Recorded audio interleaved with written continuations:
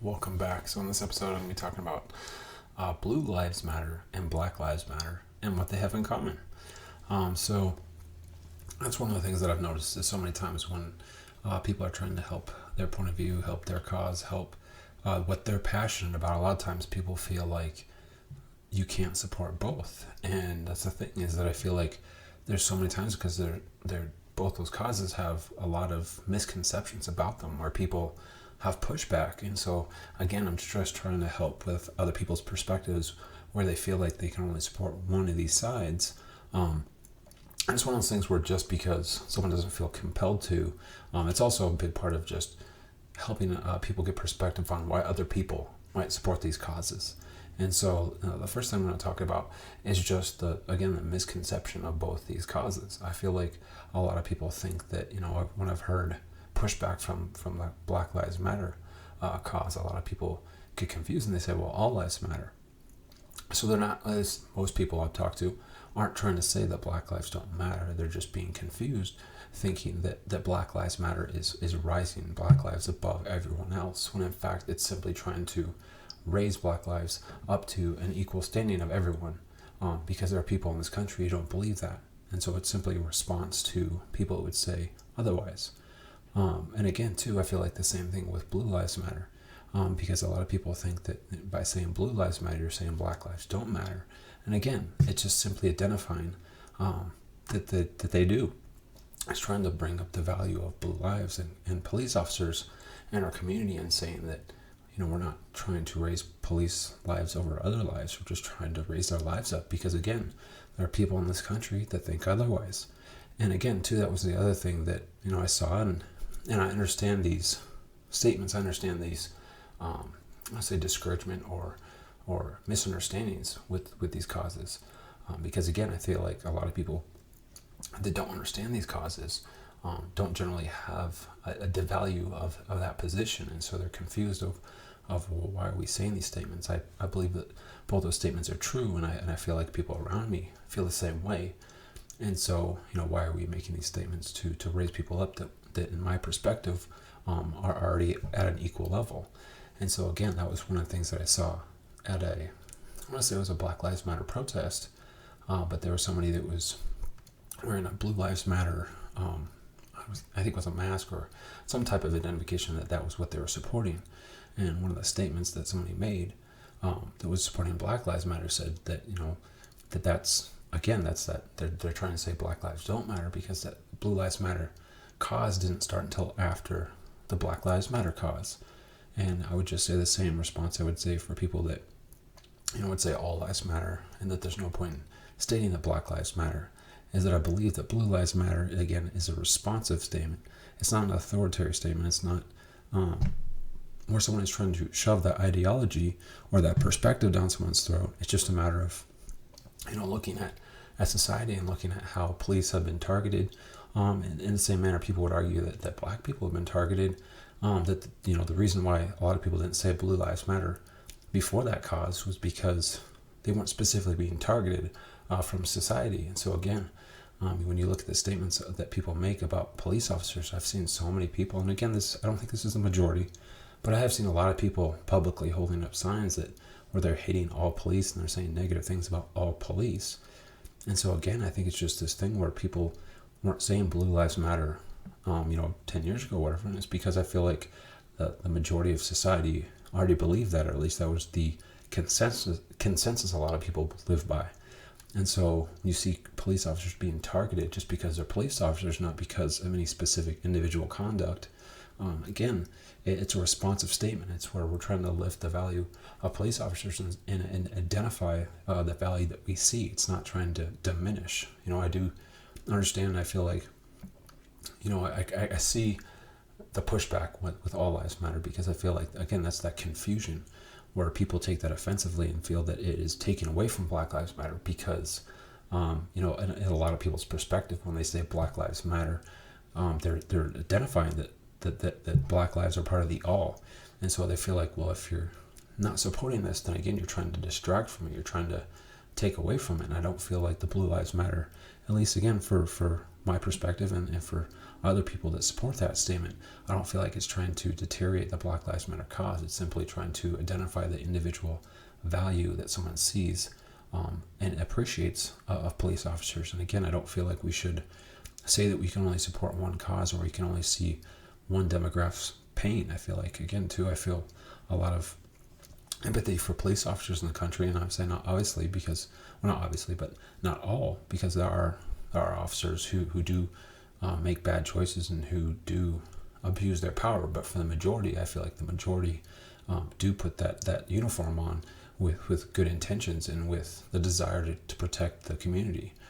So again, I feel like there's so many times where I feel like people are using this logic, like I said, where they're saying, that the Black Lives Matter isn't an authoritarian thing. It's not trying to say that they matter more.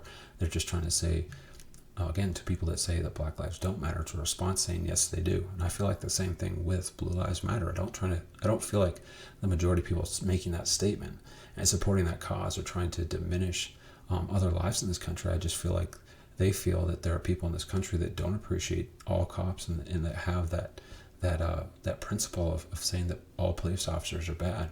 And again, I don't feel like we should try to deteriorate or try to deter people who are trying to lift a demographic up in this country, trying to support them and have their back. Because again, I feel like 10 years ago that would have been an odd statement saying Blue Lives Matter, because again, I feel like the majority of society wasn't critically saying stuff. I mean, I understand that I feel like the sad thing is I feel like to the end of time there's always going to be people that try to diminish that. But I feel like too, I mean, in the past when you think of these statements of Black Lives Matter and Blue Lives Matter, you would think that there was this sliver of people in this country that think that way. But I feel like, again, even just not necessarily blatant racism towards black people, but I do feel like there's definitely a certain level of prejudice that people have in this country, and that shouldn't go overlooked just because times have gotten significantly better. It doesn't mean that we shouldn't support a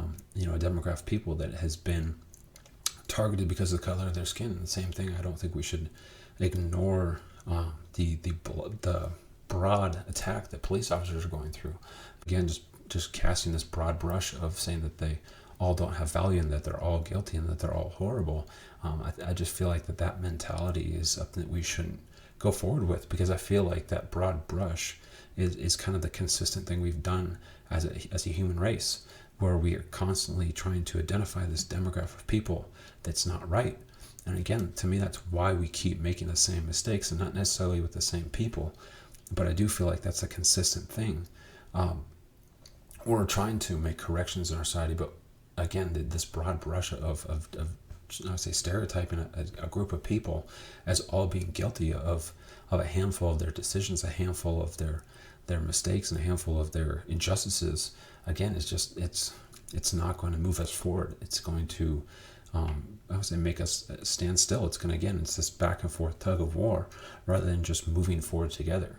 Because I think the majority of people could see, because again too, that's the sad thing about where we're at in society, is a lot of the attention goes to the extremists. A lot of the attention goes to, I would say, the worst case scenarios. But I mean, you don't have a lot of footage of officers being selfless and being objective and again too, being human, being, it's not to say that they're not there. It's not to say there aren't officers out there who are actively seeing the flaws in our system and seeing, hey, this person just made a mistake. I'm sure there are plenty of officers out there who do see who empathize with the common person and mistakes we make, and could very well regularly make self-judgments and be like, well, this person isn't really doing anything and they're not harming anybody, so I'm gonna let them go. I'm gonna help them take a ride home and make sure that they're protected. I'm not gonna use the law as I'm gonna say that this complete justifiable action. And again, because I think that is a big part, not all, but a big part of the injustices is just the fact when you look at the micromanaging laws we have in this country, where when we want results, we want people to make all these safe choices, and the fact of the matter is people are going to make decisions they make.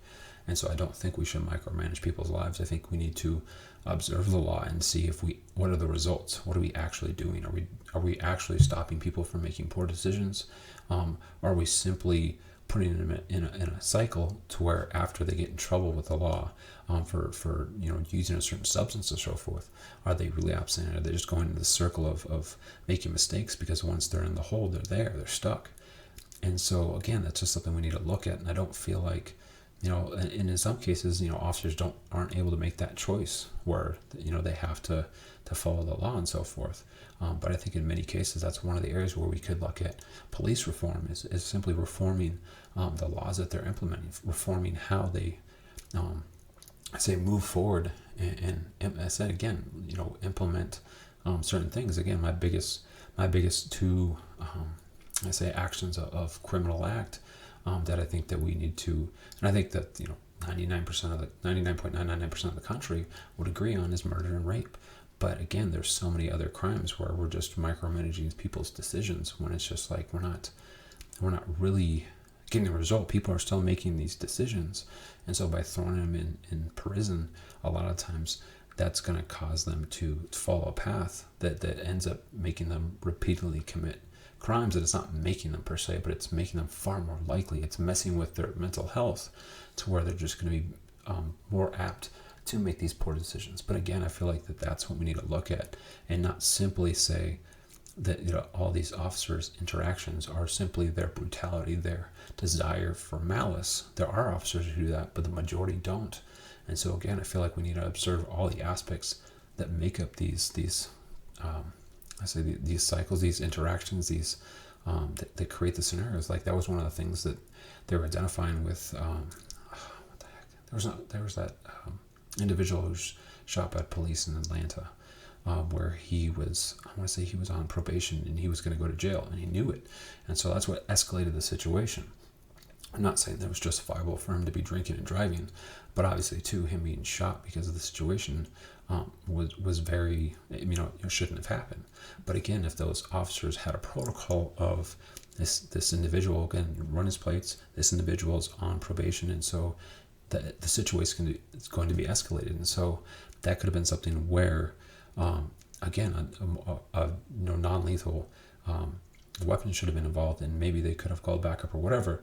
But again, that isn't something that's necessarily in place. I don't know what their specific protocols are, but again, those are the types of situations where we need to see why is this happening, not just simply say this happened and so therefore this should happen. Because again, there's so many times when in a perfect world, we'd all be making the right decisions. We'd all be, loving one another. We'd all be lifting each other up. But again, to go back to the concept, and again too, because I feel like, when I've seen a lot of pushback from my supporters, Black Lives Matter, again, I hear people's perspectives, and I'm just kind of thinking like, well, what you're saying isn't necessarily not true, but it's not taking into account what leads people to make these decisions. You're just saying, well, this person made a poor decision, therefore any type of reaction to the law is justifiable. And I don't personally agree with that. It's just one of those things, like I said, with that individual in Atlanta, where I'm not justifying the fact that he, fought back with the police officers and took a taser from one of the officers. But again, you got to think from his perspective, he mentally felt like he was up against a wall and he was going back to prison. So in his perspective, he didn't have anything to lose.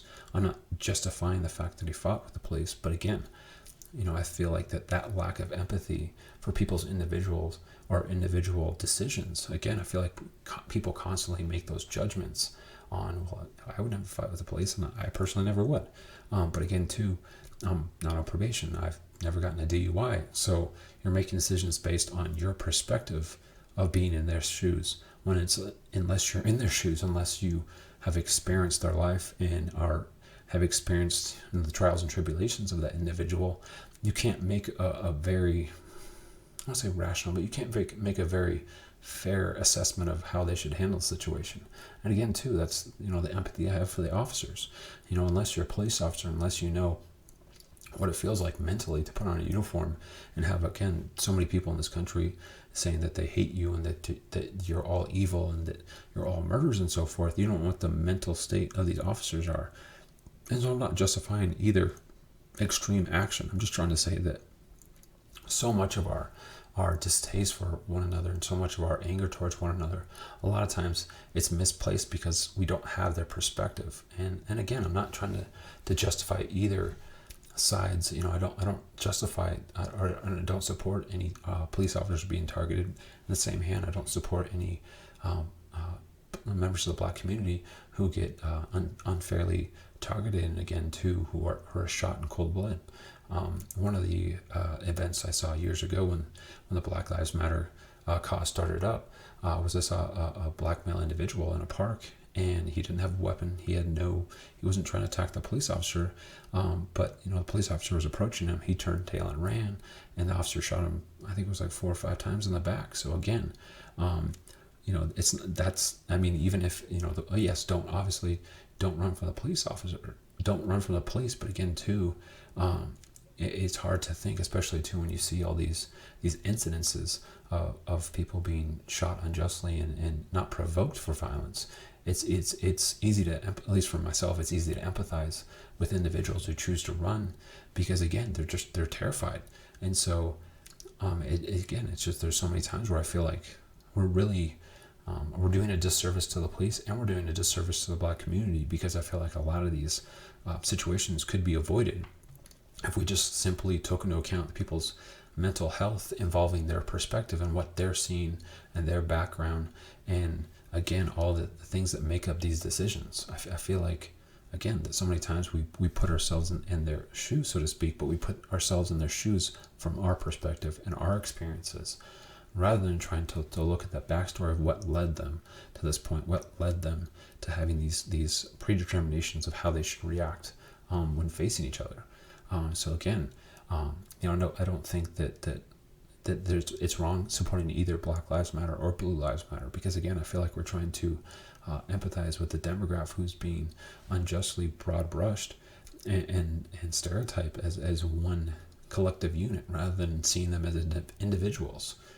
So again, I hope that we can all talk about this and talk about our own perspectives with these incidences, rather than just hearing one of those statements and then immediately filling in what that means. Because again, I've seen that so many times where somebody hears the statement Black Lives Matter or hears the statement Blue Lives Matter, and they immediately fill in what that person who said that meant, rather than just finding out, hey, this is how I perceive that statement. Hey, this is my experience with that statement. But what do you mean? What is your intent? What are you trying to say with it? Because again, it's crazy how much information we can gather with such little given.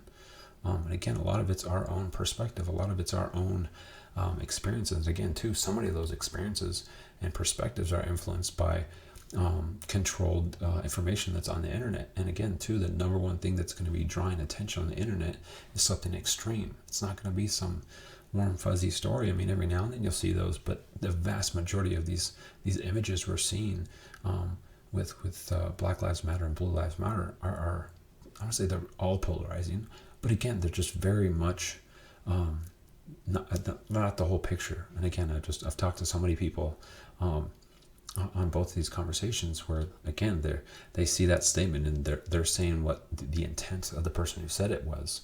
The only person that knows their intent is the individual. But as always, good luck and good night.